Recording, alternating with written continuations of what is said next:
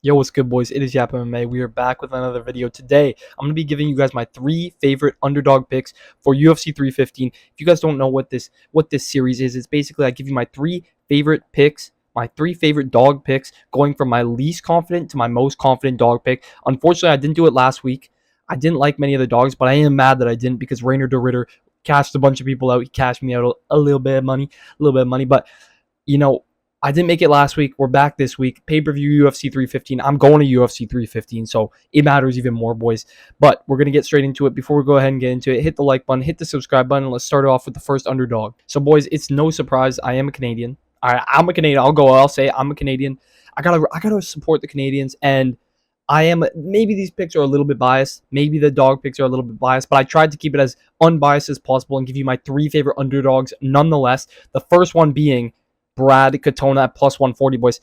You have to understand, Brad Katona is always going to be there. You know what I mean? Like, I've tried to fade Brad Katona many times, and he has ultimately cashed a lot of people out as underdogs, but a lot of people fade Brad Katona. I faded Brad Katona a lot, but I got to accept the fact that Brad Katona is actually a solid MMA fighter. He's a very well-rounded mixed martial artist, and he's fighting a guy in Beksa Al-Makan that we don't have much to say about him. We don't have much information besides the fact that he clipped Umar Nurmagomedov and then decided to lose the rest of the fight by just getting taken down and got kind of mauled on the ground. That was basically the rest of the fight, right? We don't have much tape on Beksa Al-Makan, and all we know is that he has some knockout power in the regional scene, but Brad Katona has a solid chin. Of course, all of his fights have gone the distance. Every single one of his fights in the UFC has gone the distance, but he's solid. He's solid everywhere. You know, I only realized today, I must be a casual for not knowing this, but Brad Katona in the regional, I don't even know if it was in the regional scene or if it was in Tough. He submitted Bryce Mitchell. Brad Katona is very well rounded on the ground. He can get takedowns. He can hold you down. He can threaten his BJJ, which he does have. I believe he has a black belt. He can threaten his BJJ if he needs to, but he's also a very well-rounded striker. On the feet, he can mix it up well. He slams kicks into your body. You know, he's got a nice jab, peppers that jab. He doesn't have the longest reach, and Beksat does have a big reach advantage, but Beksat is not as trained up and as experienced as Brad Katona. I believe Brad Katona is going to have the experience. I believe Brad Katona is going to be the more well-rounded fighter, and if he starts to lose, he can take it to the mat, or if he's losing on the mat, he can take it and strike with Beksat. I think Brad Katona will be able to dictate where this fight goes as long as he plays it at his pace and makes Beksat fight at his pace. Plus, we're in Canada. We're in Montreal. Brad Katona is from Canada, man. You know, he might have a bit of an edge when it comes to judges scoring. You know, I would go, if you did want to make another bet on this, maybe the plus 3.5 to say that he wins one on one judge's scorecard. I think that's like a lock in my opinion. I think this could go to a split. I think this does go the distance, and I think Brad Katona could get a win here. Saturday night, May 10th, man. I think you can get a unanimous decision over Beksat Al-Makan. He is my least confident just because Beksat does have knockout power. He is very well-rounded himself, and also Brad Katona has very close decisions usually, but I think he gets it done, man. We will move on, though, to my next favorite underdog pick of this card, and here I'm actually fading a Canadian, man. I'm going with Charles Radke. Charles Radke. Say it again, Radke. Say it again. Chuck Buffalo, man.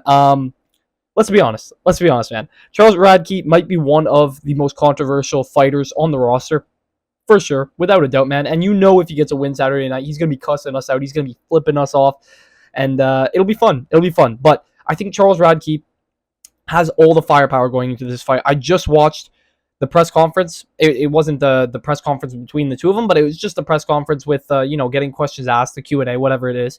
And Charles Radke was saying, you know, he's the more dangerous fighter, and I believe he is the more dangerous fighter. I think if this is a stand-up fight and they're throwing bombs in the pocket, if Charles Radke gets in the pocket with Mike Malott, I think he's going to be the one throwing the more powerful, more dangerous shots than Mike Malott, you know, he's good. He's very well-rounded, but he doesn't have the most power. Besides sleeping Mickey Gall, who else has he slept? He's got more submissions than TKOs, and I think in the pocket, Charles Radke is going to be dangerous. He's going to have the firepower. I think he's going to be coming for Mike Malott's head. He said it himself. He's going to be coming out round one and trying to swing and take Malott's head off. And we have seen that Malott doesn't do too well against pressure fighters. He doesn't, right? He gets crumbled. He got beaten down by Magny. Obviously, he was winning the entirety of that fight, but under pressure, when Magny was on top of him, he just crumbled. He did crumble, and I like Mike Malott.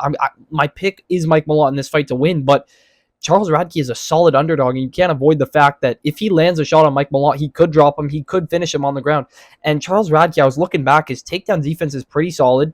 I think he's been working on it as well because he trains with Bilal, man. Charles Radke trains with Bilal. I think he's been working on his takedown defense. I think he's going to be ready just in case Mike Malott does shoot a double leg or a single leg. He'll be able to shuck him off and keep it on the feet and just come at him in the first round. I would even sprinkle, if you were to bet Charles Radke, I'd even sprinkle round 1 TKO. I can see him pushing forward round 1. They've been talking about this fight like Charles Radke's the bull and Mike Malott's the matador. I don't think we want Mike Malott as the matador, man. I think if he gets run down by Charles Radke as a bull, I think he loses, man. I hate to put it into this kind of term of matador and fucking bull. I hate that. But I'm going Charles Radke as a plus 150 dog. I think he's a solid dog. He's my next most confident dog after Brad Katona. I think he's really, really got a solid chance to make a big upset in Canada, man, in Montreal. And I think he's got a solid chance to get on that mic afterwards and cuss us all out, cuss all the Canadians out, man. It'd be so funny. He's going to come out. He's going to be getting booed by everybody. The entire stadium is going to be booing him. You know, Charles Radke's been making this seem deeper than just a fight. It's more like USA versus Canada. So it's a big one, man. It is a big one. And Charles Radke at plus 150 is solid odds for a guy that's going to push forward. He's going to fight for your money. He's going to try to get a TKO. We move on, though, to my final and my most confident underdog on this card, my most confident dog. And it's a bit of a controversial one. I know a lot of people are going to be like, why? What are you saying, man? Like, there's absolutely zero chance. A lot of people, I think 90% of the MMA community is picking against this guy. But I think he's got a solid chance to make this upset, and that is Amin Zahabi at plus 175, boys. He's a Canadian. He's a fellow Canadian, and I'll be honest, this one is definitely a bit biased. I've trained with Amin Zahabi at TriStar Gym. I've gone to TriStar Gym, and Amin Zahabi is a solid fighter, man. Very well-rounded. He smokes everybody at TriStar. Of course, they're not all UFC level, but I think Amin Zahabi is just getting better and better and better, and I know he's getting up there in age, but so is Jose Aldo. We got to realize Jose Aldo is 40 years old almost.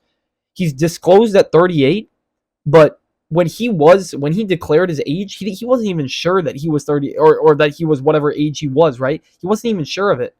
And I think Amin Zahabi, as a plus 175 dog in Canada, where he's going to push forward, he's going to throw the more volume than Jose Aldo. I think he will out-volume Jose Aldo. I think he's going to have a great game plan with his brother. Fares Zahabi is good. He's really, really a good coach. You know, he knows how to break down fighters and make a really solid game plan for them.